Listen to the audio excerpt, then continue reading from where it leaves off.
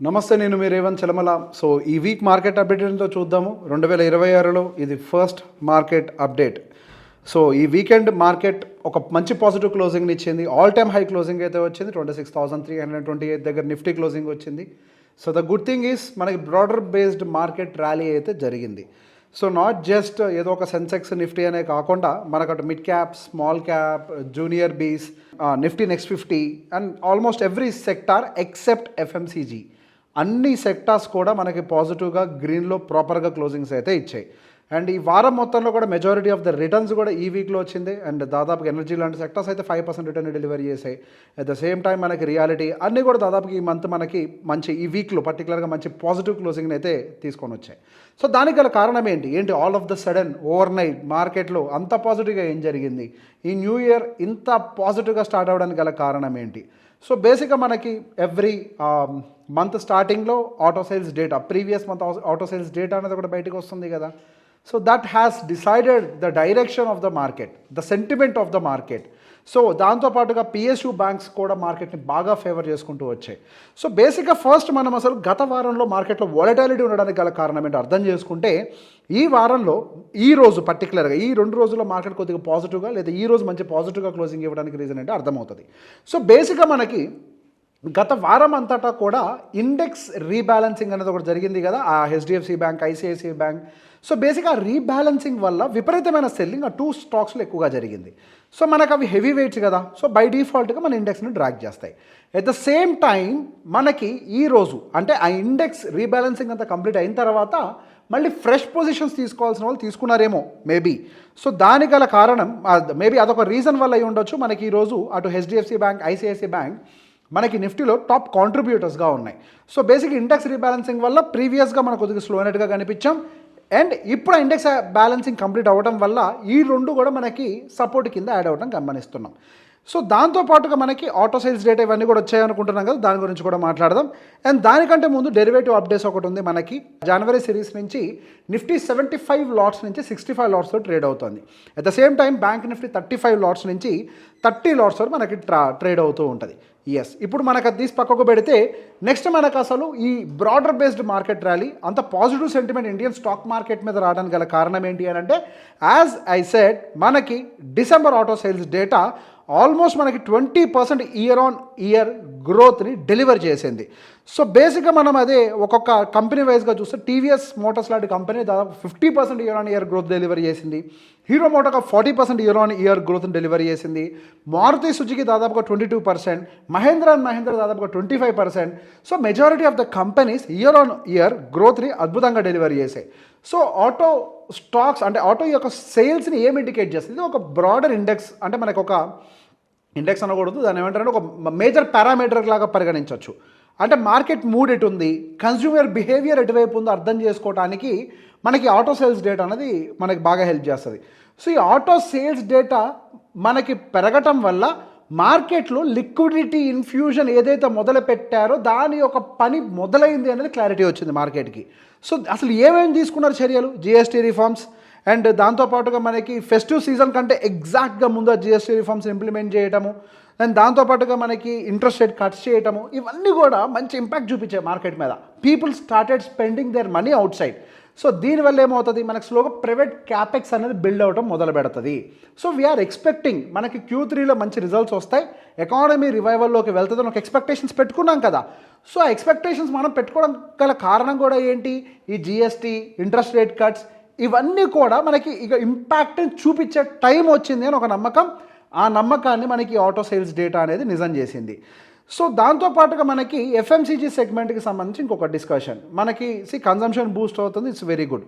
At the same time ఆ consumption థీమ్లో మనం గమనిస్తే ఈరోజు ఎంటైర్ స్టాక్ మార్కెట్లో ఎఫ్ఎంసీజీ ఆల్మోస్ట్ మనకి 1.5% డౌన్ సైడ్గా ఫాలో అయింది. దానికి గల కారణం ఐటీసీ. సో ఐటీసీ స్టాక్ అయితే మంచి బ్రేక్లు చేసుకుంటూ వెళ్తుంది, కిందకి 10% ఆ రేంజ్లో పడిపోతుంది. దానికి గల కారణం ఏంటి అని అంటే, టొబాకో మీద ఎక్సైజ్ డ్యూటీని హైక్ చేశారు. 2000 రూపీస్ పర్ 1000 స్టిక్స్ ఉండేటువంటి ఆ tobacco excise duty 11,000 rupees per 1000 స్టిక్స్గా మార్చారు. ఇది ఫిబ్రవరి 1, 2026 నుంచి అమల్లోకి వస్తుందని చెప్పేసి అన్నారు. సో దీనివల్ల సేల్స్ ఏమైనా డ్రాప్ అవుతాయి, కొంచెం సెంటిమెంట్ ఉంటుంది కదా ఐటీసీకి సంబంధించి. సో ఆ సెంటిమెంట్ అనేది కొద్దిగా ఇంపాక్ట్ చేసింది. సో ఈరోజు గమనిస్తే మనకి ఐటీసీ నిఫ్టీలోంచి 28 పాయింట్స్ తీసేసుకుంది. సో మనం total ITC has dragged more. If ITC న్యూట్రల్గా ఉండుంటే మనకి ఇంకొంచెం బెటర్గా రిజల్ట్ వచ్చి ఉండేది, అంటే ఈరోజు ఇంకా బెటర్ క్లోజింగ్ వచ్చి ఉండేది. If you see Kotak bank ఏమున్నా కానీ 10 పాయింట్స్ కంటే తక్కువనే తీసేసాను నిఫ్టీలో నుంచి. ఐటీసీ ఒక్కటే ఎక్కువ నెగిటివ్గా డ్రాగ్ చేసింది మార్కెట్ని. సో దానికి గల కారణం మనకి ఈ టొబాకోకి సంబంధించిన ఎక్సైజ్ డ్యూటీని ఇంక్రీజ్ చేయడం. ఎట్ ద సేమ్ టైం మనకి నువామా బ్రోకరేజ్ వాళ్ళు ఐటీసీని డౌన్ గ్రేడ్ కూడా చేశారు, బై నుంచి హోల్డ్ పొజిషన్లోకి తీసుకొచ్చారు. దాంతోపాటుగా మరికొన్ని నెగిటివ్ సెంటిమెంట్స్ ఉన్నాయి. కన్జ్యూమర్ అప్లయన్సెస్ ఉంటాయి కదా మనకి, సో దానికి సంబంధించి కాస్ట్ ఇన్ఫ్లేషన్ పెరగబోతుంది, కాస్టింగ్ పెరగబోతుంది. న్యూ ఎనర్జీ స్టార్ నామ్స్ని తీసుకొని వస్తున్నారు. సో దానివల్ల ఏమవుతుంది అని అంటే వీటన్నిటికీ కూడా ఇప్పుడు ఏసీలు కానీ, టీవీలు కానీ, రీఫ్రిజిరేటర్స్ కానీ మ్యాండేటరీగా స్టార్ రేటింగ్స్ ఇవ్వాలి అని చెప్పేసి కూడా నామ్స్ వచ్చాయి.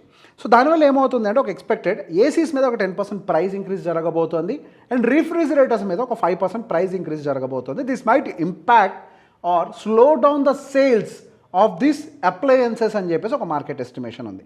సో నెక్స్ట్ సమ్మర్ వస్తుంది కదా అని ఏసీ స్టాక్స్ కొనే వాళ్ళు చాలామంది ఉంటారు. Little be conscious on this. So మనం at the same time FIs ఒక డేటాను కూడా చూద్దాం. There are some other things we have to discuss also PSS గురించి ఇన్ బిట్వీన్ స్లైడ్ నేను తయారు చేసుకుంది ఎఫ్ఐఎస్ది. సో ఎఫ్ఐఎస్ ఒక డేటా మనం గమనిస్తే లాస్ట్ మంత్ 4,000 crores సెల్లింగ్ చేస్తే ఈ మంత్ మనకి అదే last month DIIs have supported with 79,000 crores buying. అనే డైలీ టైం ఫ్రేమ్లో మనం చెక్ చేసినట్లయితే January 1st డేటా ప్రకారం 3,000 కోట్లు విపరీతమైన సెల్లింగ్ అయితే చేశారు. బట్ స్టిల్ డిఐఎస్ ఒక సపోర్ట్ అయితే బాగానే ఉంది. మేబీ ఈ రోజు ఏమైనా బయింగ్ చేశారా వీ డోంట్ నో. మేబీ మన సెకండ్ డేటా మన దగ్గర ఇప్పుడు లేదు కాబట్టి we can't speak anything. But end of the day DIIs are supporting continuously, మార్కెట్ని అయితే బాగా సపోర్ట్ చేస్తున్నారు. And as we said index rebalancing impact అయితే మనకి December 30-31 ఎక్కువ కనిపించింది. సో ఆ ఇంపాక్ట్ కంప్లీట్ అయిపోయిన తర్వాత fresh buying in same HDFC bank and ICICI bank has supported the Nifty. So PSU banking segment is rallying continuously, విపరీతమైన ర్యాలీని. ఒక్కసారి పిఎస్యూ బ్యాంకింగ్ సెగ్మెంట్ యొక్క చార్ట్ చూద్దాం మనం. సో పిఎస్యూ బ్యాంకింగ్ సెగ్మెంట్ ఈ రోజు కూడా పెరిగింది, ఈ వారం మొత్తంలో కూడా బాగానే పెరిగింది. If you see this PSU bank segment ఈ వారంలోనే దాదాపుగా 4.98% పెరిగింది. సో లాస్ట్ 3 monthsలో చూడండి, లాస్ట్ 3 monthsలో this was the candle. Last 3 monthsలో 13% గ్రోత్ని డెలివరీ చేసింది.